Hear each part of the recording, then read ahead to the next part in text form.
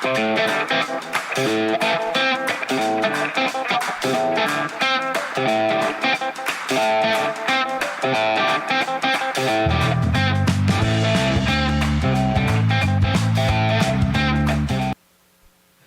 everybody. We're back. I'm Tom Sosnoff. I'm here with Dylan Radigan. Mr. Radigan, how are you? Truth or skepticism? Yeah, it's nice to see. I'm just reminiscing about the so-called Radigan rant, not to be self-referential, but it is my most celebrated YouTube appearance. Millions of views, I'll have you know. It's my favorite Dylan Radigan moment, just so you know. I think I've watched it. You and millions of others. I think I've watched it, a couple times from front to back. What year was that? 2008? 2011, and it was directly 2011. Yeah. It was a direct result of. It was August 2011, and it was a direct result of a moronic debt ceiling debate, much like the one we find ourselves with now. Now, was that the rant that got you fired from MSNBC? I did not get. First of all. Excuse me? I thought that's what happened. I thought there was a rant that you got in trouble for. Was that it? I never got in trouble. Oh. All right, then help me out here. I chose that was a year I was still in. So the story of that rant, which is a fun story, I'll be very efficient with this. Okay. So that happened, obviously was not intentional. And obviously the truth is I had been working on writing the book Greedy Bastards for the previous 3 months. And so I was really in the granularity of every possible offensive thing you could do in citations and this thing they did in trade policy and this thing they did in bank policy. It's a book of all these little sort of granular, offenses, right? And so that set like a high base temperature. And then I'm not sleeping and I'm got Simon and Schuster's up my ass. And meanwhile, MSNBC, it's hot. It's New York. It's August in New York. It's like a billion degrees. Humid. And then I go to NBC and it's this moron conversation, not NBC's fault, about the debt ceiling where it's like, I say same version. So anyway, what happened, I became somewhat animated and it became quite popular on YouTube. But the thing that people don't understand is that happened inside of a live television show where I was the host. It wasn't like I was a guest where you're like, oh, well, we don't want to have that. No. It was the Dylan Radigan show. It was the Dylan Radigan show. And I believe it was in the second of there's 5 blocks. So it was the second block. My point is, after that level of emotion was expressed, I then had to return for the next 40 minutes of the show and work with Mary and be like, oh, welcome back. Nice to see you. My pleasure. And say, anyway, today we've got the dogs are swimming across the Hudson River trying to stay cool out there or whatever this thing, So then I complete the show. I had a very good relationship with my boss at the time, whose name was Steve Friedman, who was like he was the original producer of this and this and this, whatever. I walk into the off stage. I'm like in a green room or whatever. And Steve, my boss, walks up next to me. No, says nothing. We're not looking at I'm looking towards I'm doing something on the desk or something. And we're not even looking, we're just standing next to each other. We're not looking at each other, right? There's no. And then Steve says, so, probably don't want to do that again, huh? And I said, yeah, probably not. Probably not. And that was the whole discussion. Really? Because I thought that was. No, I worked at that company for a year after that. Oh, okay. Then I got confused. Then it was the CNBC thing. Well, CNBC was a war with Susan Krakauer and the whole thing. Yeah. I wanted the rickshaw, and then they leaked the tape of me yelling at Susan. Blah blah blah. Shouldn't yell at my girlfriend like that. But I didn't get fired either.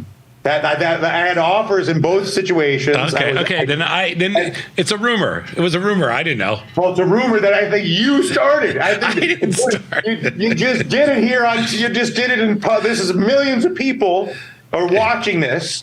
God, it was such a better story then it's so much better to get fired during the middle of a great rant than it is to live happily ever after and talk about ducks swimming in the Hudson River. I was hoping I was hoping it was going to be a better. They perp walked me out to the Christmas tree at 30 Rock and told me never to come back. God, I like my story better. Okay, well, listen, we can do it. We'll use your story. It's fine. Better content.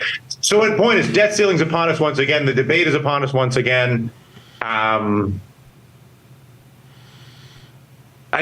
just run through the traps real quick.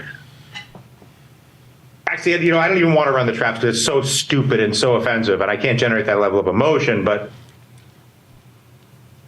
one, the national debt doesn't even matter because unlike any other debt in the world, the U.S. federal debt is monetizable with quantitative easing. So we both agree. It's like my debt, personal debt matters. Yeah. Illinois state debt matters. The University of Chicago's institutional debt matters. Tasty Trade's debt matters. The debt of Venezuela or France matters. But if you have the reserve currency and it's a federal debt, it is only relevant insofar as it's an indication of the competency of the management of the country, which obviously we know is a low level of competency. And so I almost feel like I'm in like the reason I got so angry, whatever, more than it's been 12 years ago of this stupidity, it'd be as if I was threatening to stick we're perfectly fine, we're having dinner, and then I threaten to stick a pen in my eye if you don't, eat the chicken. And then you're like, I'm not eating the chicken. I'm like, I'm going to stick a pen in my eye. Like, it's a totally manufactured, idiotic. Now, I didn't have risk of a pen to the eye because I'm just having dinner with my friend Tom. But all of a sudden, there's a catastrophic risk that I'm going to jam this pen into my eyeball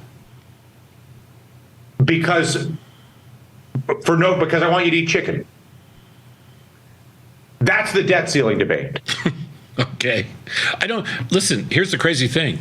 I don't disagree. I mean, last time around debt ceiling 2011, I remember distinctly Tony and I had a conversation that was very high level, and we were discussing tacos on, what tacos, like our whole discussion was about food rather than about the debt ceiling, because we weren't going to, there's something about Tasty right from the very beginning, which even in 2011, we were determined that there would be no, this was not going to be a network that focused on news or fundamental. On that whole garbage hole. Yeah. So that's why we loved the Dylan Ratigan rant back then, even though that was before we even met. I'm like, hey, this dude's good. This is good. He's for real. Yeah, this dude's good. And then I think it was Tony that told me they fired you on the spot. Probably. I'll throw him under the bus. But also, because I do think that the Republican, I think they'll take it as farther than they've ever taken it, and I think that the financial markets will suffer as a result. I mean, the financial markets are already involved. I think Trump said it best, which is amazing that I'm even going to say this, but I think his comment the other day when he was asked about it was, listen, I wouldn't vote for it. What do I care? I'm not president. I mean, basically, that's the truth. I mean, for the first time ever, he told the truth, which is, hey, I don't care. I'm not the president. So I wouldn't vote for it. I mean, which is in some ways, incredibly truthful. In other ways, very sick. But it is what it is. But what's the point that how is that relevant to the situation we're in? Because because that's the. Your point is it doesn't matter? Yeah, it doesn't matter. That's the approach. It doesn't matter. Listen, it's no longer about what's good for, what needs to, listen, if you need to get something done, if you absolutely need to get something done, you get it done. Doesn't matter what the situation. They're freaking paid politicians. That's all they are. I mean, give me a break. It's not life or death for them. They're not cutting off their toes. They're a politician. Okay, they're going to go out to dinner tonight, and they're going to go to sleep and wake up tomorrow morning. All right, no big deal. That's what they get paid to do. And their constituents aren't holding a gun over their head on debt ceiling. There's not one single constituent in America right now that's saying, "Oh my God, don't sign this debt ceiling." Okay, this is. I mean, think about how stupid that is. This is just personal now. This is just a personal, this is just personal shit. This is all garbage. It's just totally personal. It's like, listen, we're not going to do anything to help you because that's how screwed up and divisive this country's become. That's all it is. Is it a good? Do you? Is there a trading? Do you have a trading opinion in this moment? In other words, would you sell the elevated volatility, or are you going to? Well, there isn't any. The elevated volatility. Or would you anticipate elevated volatility? Okay, so here's what I anticipated. I anticipated that the market would. The market always does the opposite of what you think it's going to do, and the market always has this incredible kind of it's able to predict the future better than any of us are because it's just money flow. And I felt that the market was going to do almost exactly what it was doing up until today. I felt the market was going to drift its way higher and right into the announcement that, hey, we reached everything because volatility was basically saying to us, there's been no uptick in volatility until today. And so the market was pretty much saying, hey, listen, this is a non-event. And so I figured we rally up all into the, hey, we finally got this thing done. And then after they announce it gets done, there's this little euphoric rally, and then they just crush it. Because after that, it's like, it's a buy the rumor, sell the news type thing. That's what I thought all along. You just got to be punished for evidence of stupidity. Yeah, okay, that's fine. And then today they surprised me a little bit with the sell-off. We're not even down 1%, so it's not that bad. But I'm a little surprised by the sell-off today because I didn't think they would sell them off until after the news came out. Now I don't know. Now maybe they have another, who knows? Maybe they sell off for a day or two. But is there a trade here anywhere that has any compelling components to it, whether it's in the debt market, whether it's small caps? I don't know. Yeah, I think there is, yes, if you wanted to talk about compelling trades, I think there are a number of them. And small caps are one of them because, small caps buying small caps because they're getting pounded. Small caps and banking stocks have been pounded still. They haven't really turned around. And relative to the NASDAQ, the NASDAQ has been, is up here. Small caps and banking stocks are down here. I like that trade. It's one of my favorite trades. I have it on. It has not worked yet.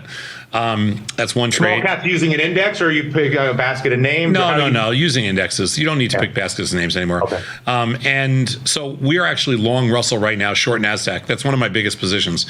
And then also I'm long bonds because I think that the bonds have been in a free fall because the bond market doesn't like, the bond market's not like the stock market. It doesn't have the same, the stock market has asymmetric opportunity.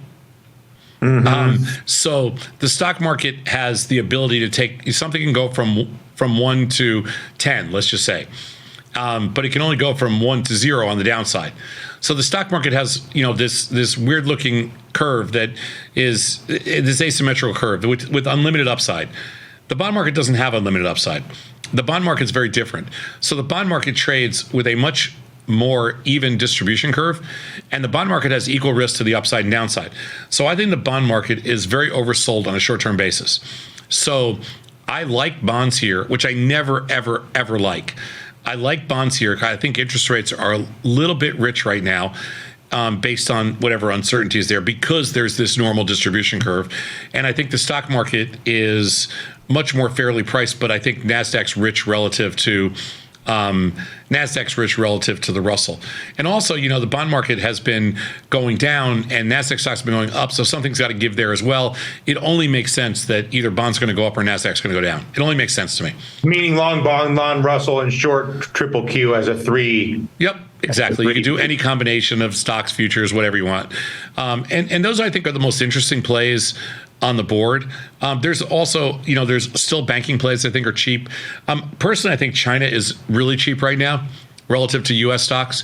Chinese tech stocks are crazy cheap, and they keep trying to make a run for the roses, and they keep getting, as we like to say on Tasty, dikembe'd. So they're back down near their lows. I call it getting bobbited. Bobbited? You mean bobbit? You mean like Lorraine Bobbitt? Yeah. Yeah, we call it dikembe'd because we're a lot classier here in Chicago.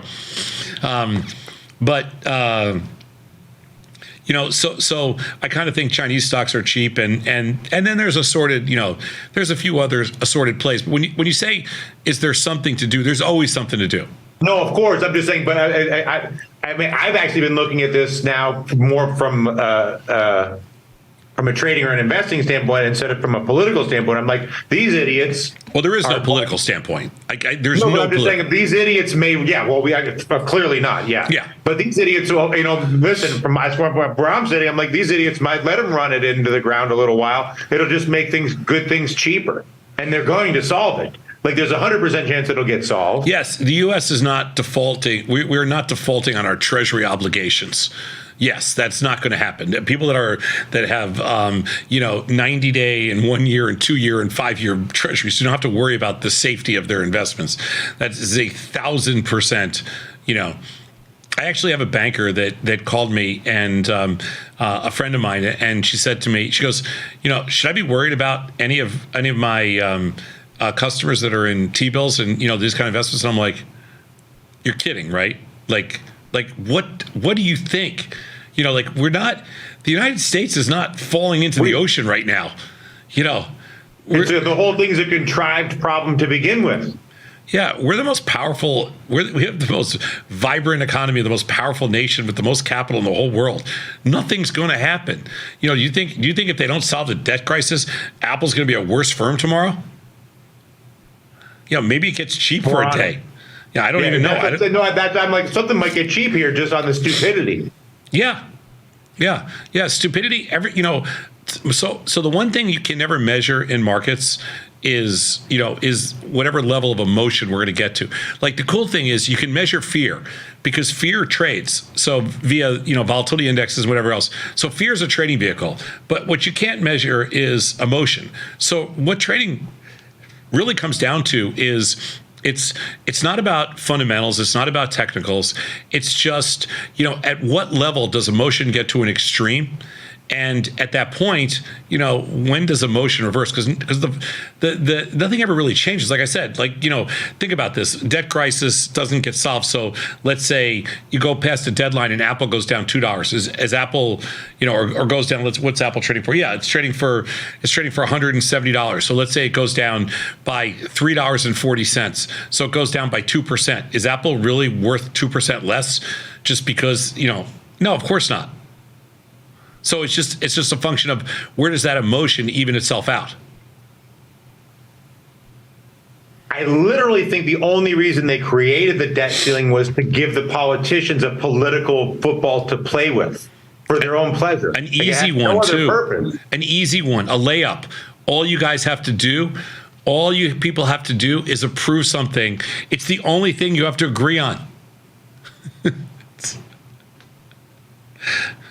But it takes over the news cycle and it starts to affect the financial markets. And then you get, same thing. I can remember being years ago in 2011, approached by very intelligent people who were genuinely concerned about the validity of their flow of payments from U.S. government securities.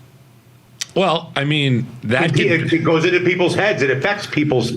And sure, that could be, listen, if you're a government employee and you're living paycheck to paycheck, there is absolutely, a chance that there could be a small disruption, no question about it.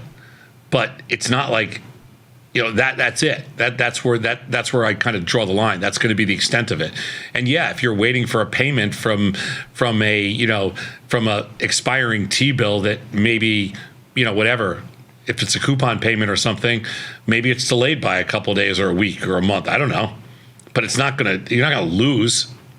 Right. You will get paid. Of course. Whether everybody gets paid in the end, whatever your principle.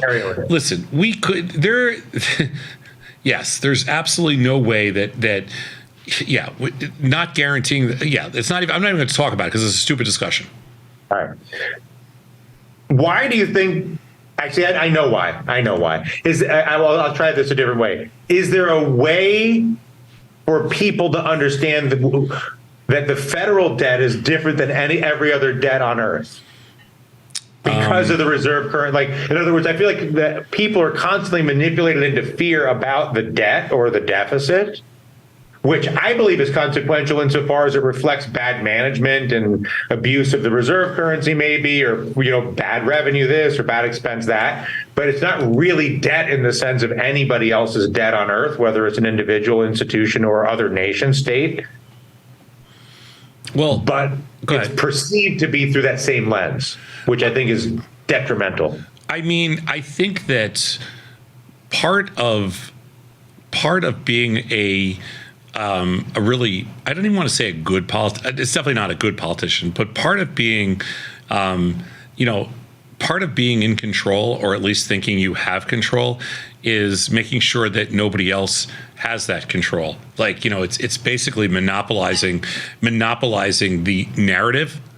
And I think the debt ceiling crisis is mostly about monopolizing the narrative, so that you keep people. It's a self-importance discussion. It basically, you're basically explaining to everybody how much power you have, how important you have, and how much you control of their levels of fear. Now, for me, I look at that and I just laugh. I'm like, are you kidding me? This is zero. You get 0 points. You only get negative points for incompetence, and that's it. Right. You get negative points for stupidity and incompetence. That's right. That's it. But I mean, there are a lot of people in this country, probably 100 or 200 million, that think, oh man, this debt crisis, there's something to it, because that's what they've been served up, and to a certain extent, you can't even blame media, because if you don't cover it, you're kind of, you're what are you doing? And if you do cover it, how do you cover it and explain that, hey, this is stupid, when everybody else is saying it's not? Covering this thing that we have to cover, even though it's stupid and we shouldn't be covering. That's right. And so you're kind of trapped. So, and these politicians, they're masters of manipulation, and they're masters of, owning that crazy narrative. I mean, there's probably not more than, a handful of politicians that could explain, the debt, what it means. For sure. Yeah. I think the level of, or it could explain why the federal debt is different than every other form of debt on earth. There you go. So I just think that, I mean, it's, what's amazing to me is that after 2011, that everything comes in cycles, and after 2011, we're faced with another one of these crazy cycles. Same idiocy. Yeah. Yeah, I mean, you're right, and you're right in the sense that this was designed to be an absolute layup. That this was a softball to all politicians. To hey, see how good we're working, getting everything done. And then they can sign it. They can do a big ceremony in June. Yeah. Big table and special pens. Yeah. I mean, I just think one side just doesn't want to give the other side an inch, and they'll figure it out. They'll come to their collective senses with 15 seconds left to go.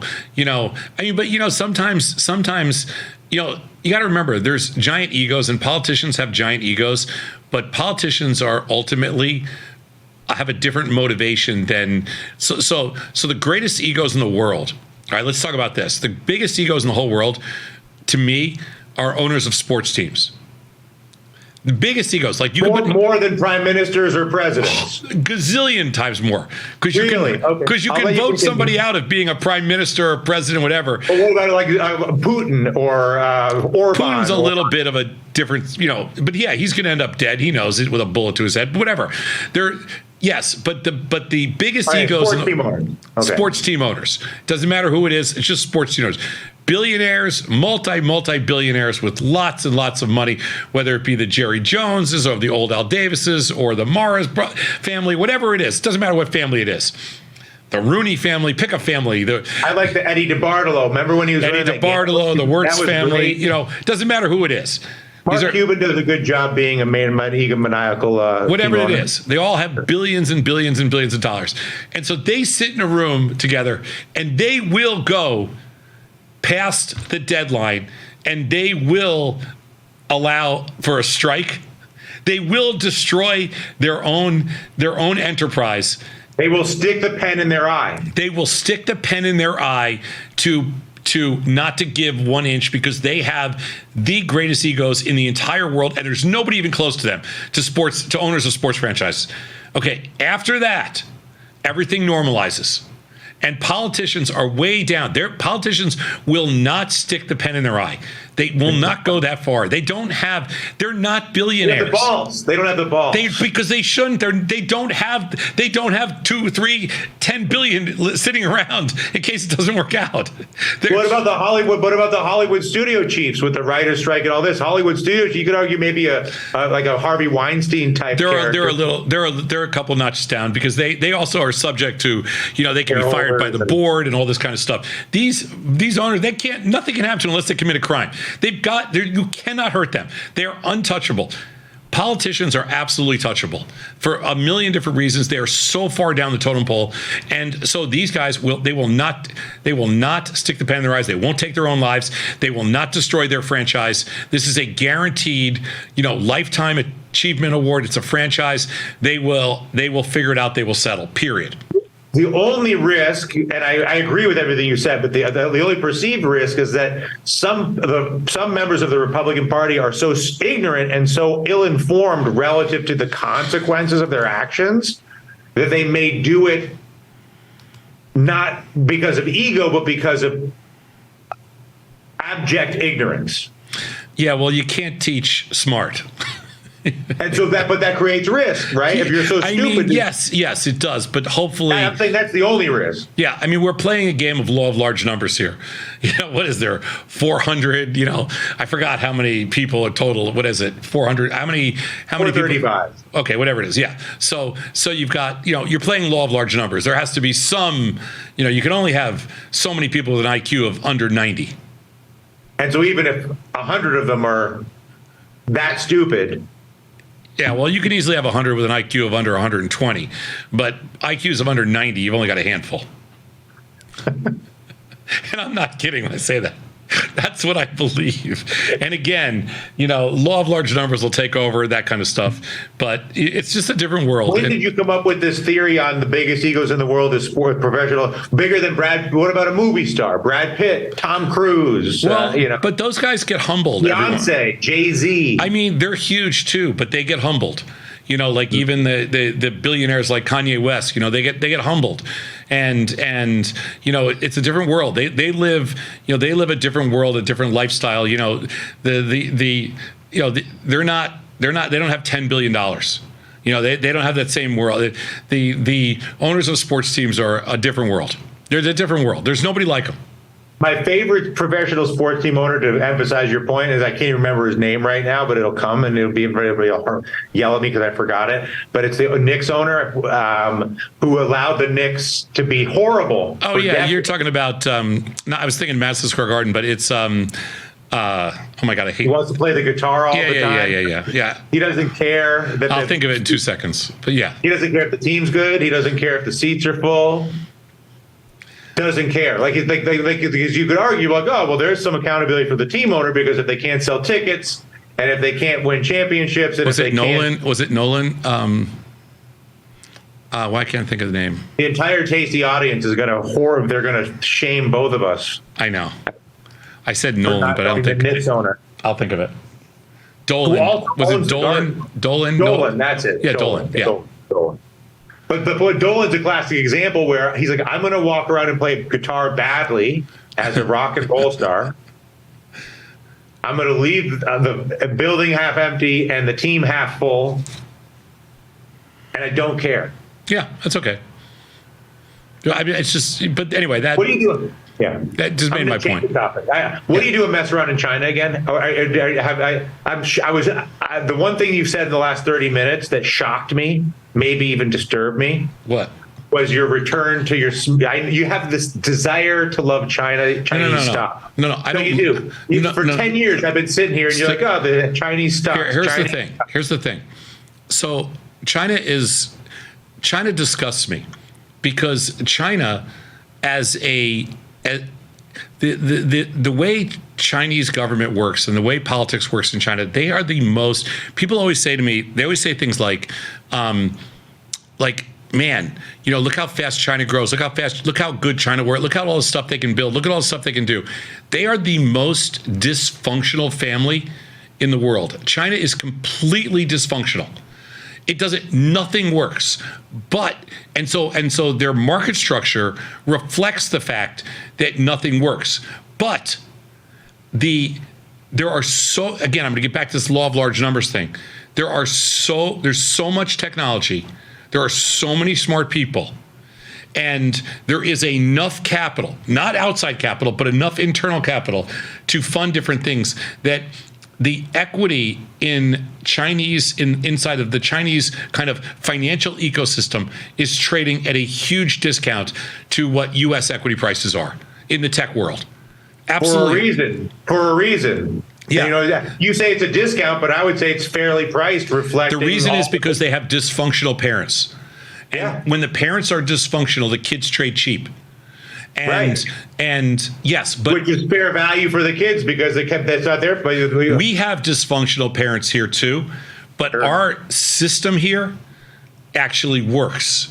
So because you could have the kids look after each other. Well, we're self-policing. So you can have dysfunctional parents in the US and the system is self-policing so that we protect our democracy that way. In China, it's not self-policing. So you can't protect capitalism in China, even though they say there is capitalism, you can't really protect it. So tech stocks trade with dysfunctional parents, tech stocks trade way too cheap. And when you look at them on a one-to-one basis, relative to U.S. tech stocks have gone straight up this year. Chinese tech stocks have gone straight down. This is an easy trade to make. That's all I'm saying. Other than the fact that are you not betting on some that the dysfunctional Chinese parents will either disengage and ignore the children, or improve? Don't you have to have an opinion on the Chinese parents? Of course you don't. Because that's what efficient market theorists, that's how we work. The price already recognizes that. The reason that Alibaba is trading for $81 instead of $121 is because they have dysfunctional parents, and there's a risk that those dysfunctional parents will kill the kids. Yes. Yeah, I got it. Alibaba, but in the process, that $80 goes to zero. It could. But in a weekend. But the reality of it is the way the odds work, the odds suggest that if you were looking for a play, and I'm going to get back to that asymmetric opportunity, if you're looking at a play where there's asymmetric opportunity, where I think there is, actually I don't know this, I just think this. You have let's say 20% downside risk and 40 or 50% upside potential. That's a 50-50 shot with asymmetric opportunity. That's what I like. Mm-hmm. To me, that's why good, smart investors make money. Not because they guess what's going to happen next with the Chinese government or what's going to happen in the world of Chinese capitalism. They guess right because they played the pot odds, and it's a pot odds game. And they risked one to make three. And I love that. Mm-hmm. And because we've been down this road. I remember. We've been down this road many times, Mr. Radigan. We've been down this road. It has not worked well. It has not worked out. Well, we're still having the same conversation 11 years later. Right, but I'm curious how, what brings it? Because sometimes you go to this well, and sometimes you go to have a drink, and sometimes there's an alligator there. He bites your tongue, and yet you still return to this well. Why? I mean, this is the only. This is the. I mean, you talk about, you're like, I play in wells, Fargo, or I won't do J.P. Morgan. I know, but I play in wells. That's what I do. I know, but how many times does a well have to betray you before you're like, listen, I'm not doing China anymore because it's just I can't do it. Well, I'm still here and I've been successful, so the wells are obviously good to me. So I mean, I play in a game full of lots of different wells. Yeah, that's my game. I know, but you're not answering my question, which is there's some things that you've refused to participate in because you have, that's whatever. Personal, because that's my ego getting in the way.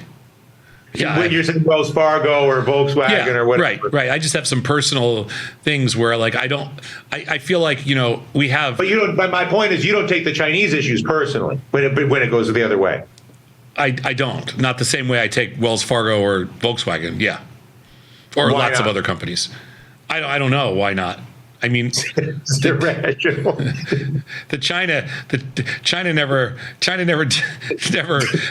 don't know. Nobody did anything to you. Neither did Wells Fargo. It doesn't make any sense, okay? It makes sense to me. Don't ruin my little thing, okay? It makes sense to me. I'm comfortable with my own, like, maybe it's my own psychosism or something. It's your own process. We're just going to call it a process.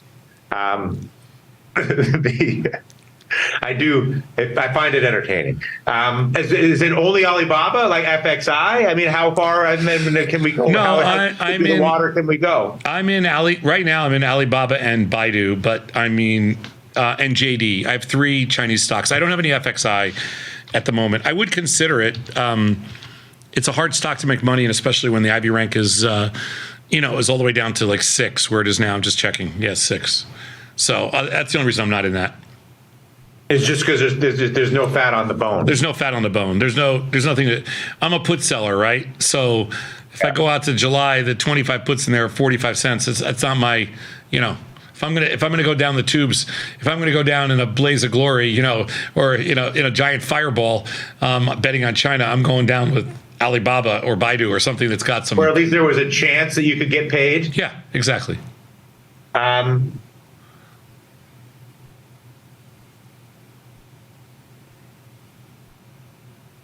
If you were making odds on any fundamental change in the U.S. political system, whether it's all the old people we're dealing with or whether it's the idiocy of the debt ceiling, as an odds maker in the next 10 years, obviously there'll be different candidates, but do you think that the system itself will be amended because of the obvious and egregious incompetence that we're all being subjected to forever? No, I don't think the system will be amended, but I do think that I think it will be so there's a difference between amended and disrupted. Amended, no, because you can't mess with you cannot mess with that. And anybody that tries, it'll be a disaster. But you can disrupt it, and I think it will be disrupted. So there will be a new breed. And now your new breed being different candidates. Different candidates, different like visions. I think you're going to see, you're going to get away from this ridiculous, religious / social / righteous family garbage. They're fighting over everything, and we're going to get down to like, who's the best person for the economy? Who's the best person for business? Who's the best person, to rewrite the tax code? Who's the best person to essentially usher us in to the next decade, or who are the best people, and what is the best platform to take us into the next decade? And let's get away from talking about the stuff we were talking about 30, 40 years ago, and let's talk about the stuff in the future. Who's going to use today's technology to take us into kind of a different paradigm, and that's going to be the disruption. It's not going to be politics based on, who you pray to or something like that. It's going to be politics based on, like how your mind works with respect to the economy, to business, to making sense to people, that kind of thing. That's a pure disruption, complete change. I did an interview that'll come out on bootstrapping at some point in the next few weeks recently with a group that's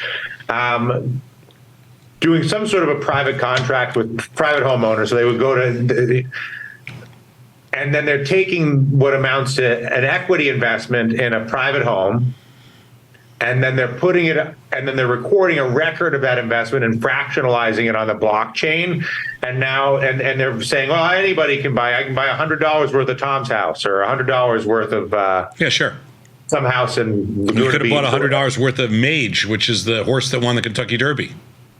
And do you think that is a viable business, fractionalizing? Well, I'm not sure what this has to do with politics, but Yes. Well, no, just has more to do with disruption, democratization, decentralization. I was just listening to you talk yes, about. I do think that, as assets, listen, if you think about the beauty of decentralization and digital assets, it's the future. At first, we all thought, oh man, this is never going to work because it's not going to be transactional. But the reality is, it is going to work because it's technology, and it's technology that allows us to do things that we could never do before. If 20 years ago you came to me and said, Tom, like for example, I'll tell you the true story. I bought a small piece of a professional wrestler. Using a blockchain structure of some kind. No, using a check. Here's $10,000. I own a contract. You're saying in a contract. In a contract, right? Okay. But I really had no idea. I don't remember the exact amount I gave a person. Let's just say it's $10,000. But what did you think you were buying? Like a certain percent of his future revenue. Okay. But it was really sketchy. Now, if you do that on the blockchain, I would have felt 1,000 times better. Meaning that at least there's some record of your interest. Plus, if I had to do it if I could do it all over again today, I would rather do $250. You know what I'm saying? Like I wish I didn't do 10,000 or 20,000, whatever I did, and I wish I did $250, and I would have done it. I would have rather done it 500 times and spread it all over. Like I would have bought, if you had come to me and said, would you like to buy a piece of this horse that's racing in the Kentucky Derby? Okay. This is probably, it might race in the Kentucky Derby. I'd for sure go in for a couple $100. And if you could do that across 20 horses, it'd be across 200 horses or whatever it is. All the horses eating bluegrass in Kentucky. So yes, the future of the future uses for blockchain and being, and knowing that what you own, yes, I do think that is really important and really could be really valuable. And I think that ledger technology will come back to be relevant politically, I guess is my point. In other words, that the new generation of politicians, that the disruptors that you speak of, at the very least will be from that culture. And will so the nature of the way problems are discussed and the way resources are discussed and the way record keeping is discussed will change. Of course. And it'll be clean, and it'll be, eventually we're going to do everything on the blockchain because it makes sense. I mean, we'll be voting on the blockchain. We'll be committing capital to candidates on the blockchain. I mean, we'll be doing everything that way. It absolutely is going to happen. That is the future. I mean, not with 80-year-old candidates, but with the next generation. Right, with a good 55-year-old. In 10 years, who's 40 now or something. I go, math doesn't make sense, but you get my point. Like there's somebody who's 35 now who will come in and will have been totally immersed in this for decades. Yeah, 100%. I mean, even that guy Vivek something or other who's running for the Republican primary, I haven't, at least generationally, he's interesting. I don't know about his words per se, but at least it's not an old person. Well, you got DeSantis, he's 44. He's coming out tonight saying he's going to run, but he's running on a ticket for an 80-year-old. Yeah, he's running like he's 80. So doesn't. Yeah, right. He identifies as 80. Right. You need somebody that identifies you need a 44-year-old that identifies as a 25-year-old. Exactly. Yeah, of course. Exactly. All right, well, we'll just have to wait him out. In the meantime, we'll let him fight about the debt ceiling. I'm going to get this Russell triple Q thing going. What time we got? Perfect. I'm Tom Sosnoff. He's Dylan Radigan. Like you're trying to get rid of me. Well, I am. You were like, enough for this, please. What time is it? I do want to mention that Dylan and I will be doing our first, this is just a little plug for a show Dylan and I are doing. We are doing a live show together in London on June 24th in Shoreditch, which is an area of London. It's supposed to be really cool. You can get all the information, all the details. It's a free event. It's going to be a lot of fun. It's at 10 o'clock in the morning, London time. It goes from 10 to 12. Doors open at 9. It's first come, first serve. You have to sign up in advance. You need a ticket to get in, but tickets are free. And you can sign up at tastylive.com/events. tastylive.com/events. And Dylan and I will be doing a live event. It's not a debate like this. We're both giving talks. It's just the two of us. It'll be a lot of fun. And Dylan, I got some games up my sleeve too for the audience that day. Yes. Yeah. Well, I've seen you work a room, and I have to say it's you. Well, we're gonna have some fun in London on June 24th. So if you have a chance and you're in London and you want to come over and see us, we're really looking forward to it. It's the first event we've done in, man, it's been probably, well, since way before the pandemic. Here, look at this. There's a picture. There you go. Dylan, have a great week, and I'll talk to you next Wednesday.